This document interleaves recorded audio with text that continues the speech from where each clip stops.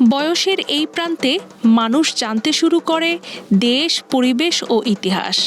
আর সেক্ষেত্রে পহেলা বৈশাখ হলো বাঙালির একেবারেই নিজস্ব সংস্কৃতির এক অবিচ্ছেদ্য অংশ। এর সাথে মিশে আছে বাঙালির চেতনা ও ভালোবাসা। তাই কোনো প্রশ্ন ছাড়াই যুবতী রমণীরা এই পহেলা বৈশাখকে মেনে নেয় হৃদয়ের ভেতর থেকে।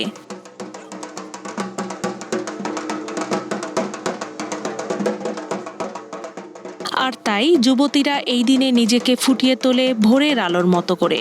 তারা শুধু লাল সাদার মধ্যেই সীমাবদ্ধ থাকে না, বরং নানান রঙে রাঙিয়ে সাজিয়ে নিজেকে একেবারে নতুন আঙ্গিকে হাজির হয় পহেলা বৈশাখ বরণে। হাতে মেহেদি, গালে আলপনা, মাথায় ফুলের তাজ, এসবের মধ্য দিয়ে নিজেকে সাজিয়ে আরও যৌবনদীপ্ত হয়ে ওঠে তরুণীরা।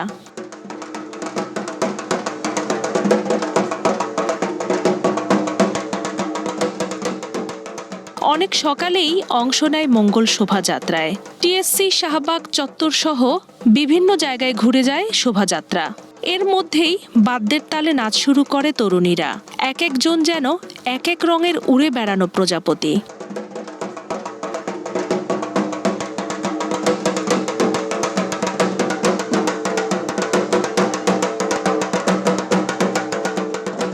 পহেলা বৈশাখ উদযাপনে বিদেশিদেরও দেখা গেছে। তারাও আনন্দে মেতেছে একই আদলে।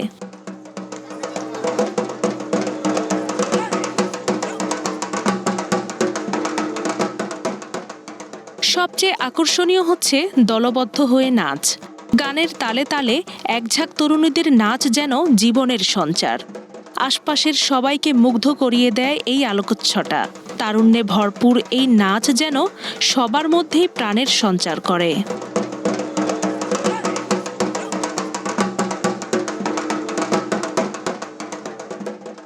প্রকৃতির সাথে এমন বিচরণ নওজোয়ানদের জন্য মঙ্গলকর।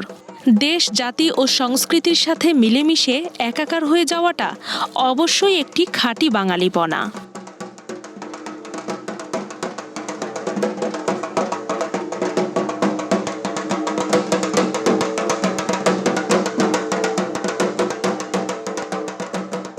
বর্তমানে মোবাইল ফোন ও ইন্টারনেটের করাল গ্রাসের শিকার শিশুরা, যুবকরা হারাতে বসেছে যৌবন, ভুলতে বসেছে নিজস্ব ঐতিহ্য, শিল্প ও সংস্কৃতি।